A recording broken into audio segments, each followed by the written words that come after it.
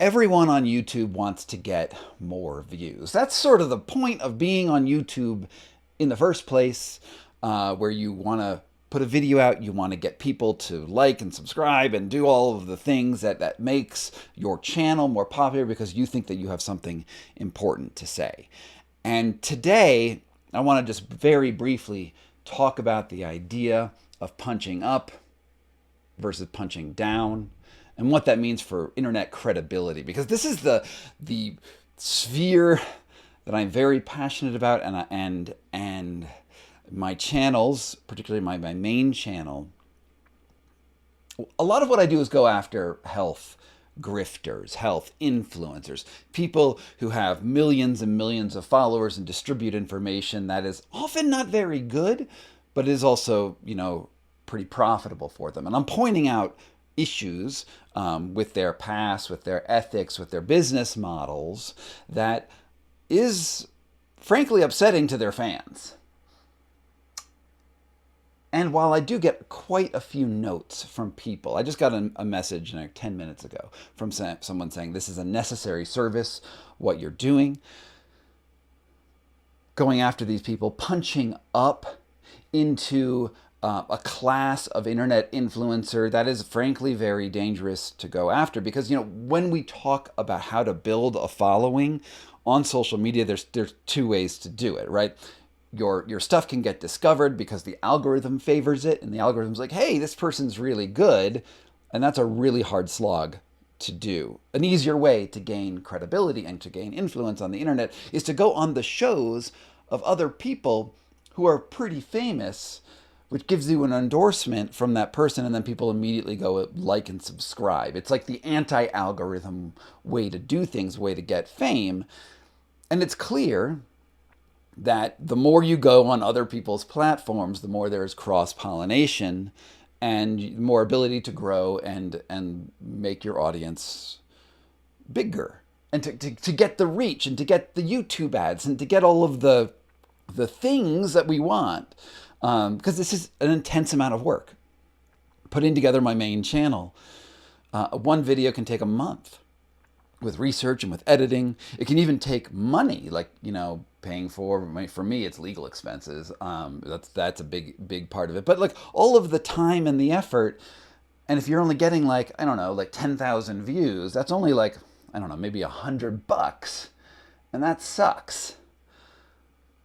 And so this is why it's so hard for people to punch up.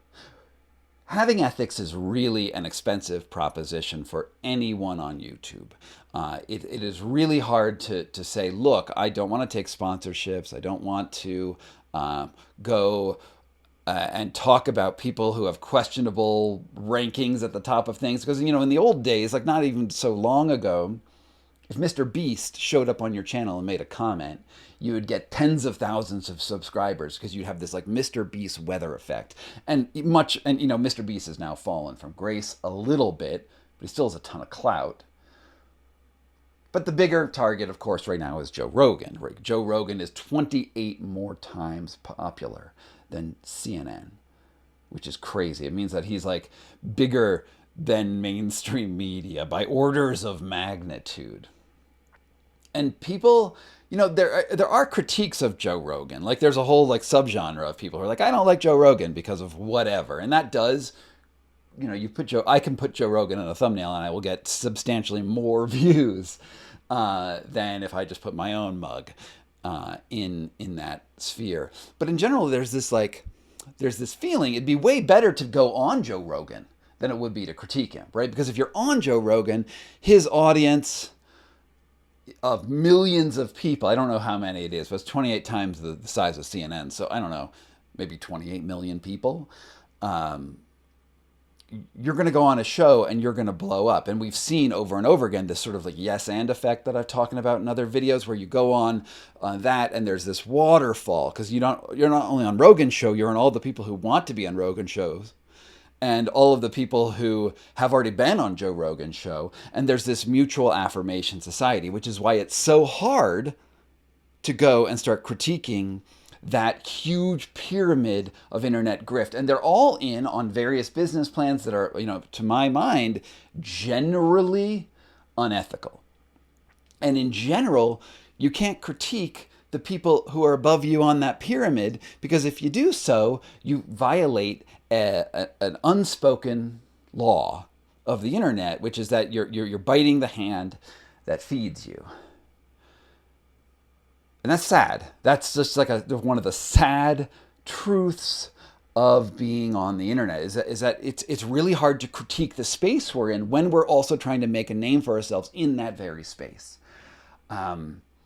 I don't know if what I've done on my channel has been smart or not.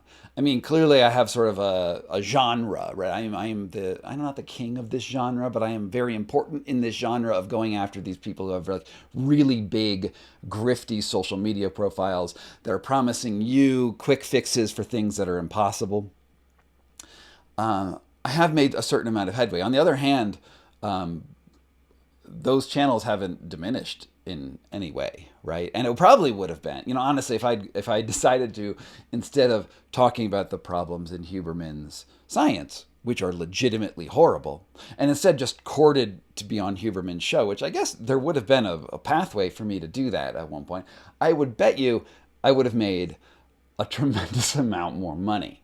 I would have had much more success than what I've had. And this is why ethics are very, very expensive on the internet. And I'm not, it sort of sounds like I'm complaining here. Maybe a part of me is complaining. But I think that there's a larger point, is that YouTube, the sphere where you're watching, there's like debunking channels who try to make, views and money by showing the problems in YouTube. And then there's the affirmation channels. And you will see that in general, the affirmation channels do much better. It's just much more profitable to promise solutions to things that don't exist than it is to be like, this is all a scam. Longevity science is a scam. Blue light blocking glasses and bad science, that's a scam.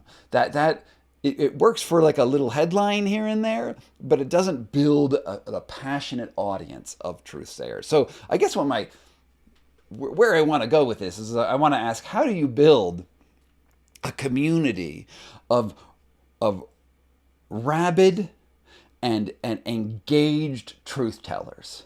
Like, how do you get people to join Club Truth in a way that is affirming of the audience, right? Like, because there's this like negative critique that goes out there. That guy's a bad person. This guy's a bad person, right? And that that's fun for a video or two, but there's no effect where that's parallel to the wellness grifter space, which is we're all healing our bodies together. We're all getting stronger by following protocols or light enemas or whatever. Like those people are passionate and they come back over and over again. And I would like to see a space where we're fed up and we're not taking it anymore and we're all getting in this together and we are in a community. How do we form a community of punching up? That's my question for you. From Pokey Bear LLC in Denver, Colorado, this was Scott Carney talks about stuff on his back channel. My opinions can change, as you know.